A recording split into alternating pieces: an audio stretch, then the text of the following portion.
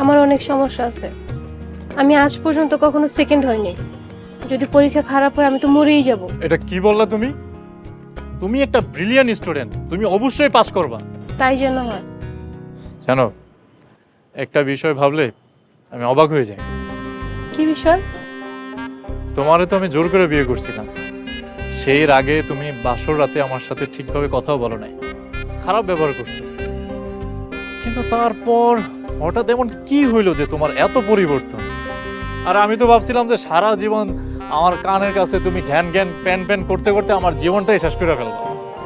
ভালো ব্যবহারের বিনিময়ে ভালো ব্যবহার পাওয়া যায়, কিন্তু খারাপ ব্যবহারের বিনিময়ে যে ভালো ব্যবহার পাওয়া যায় এই যুগে, এটা আমি জানতাম না।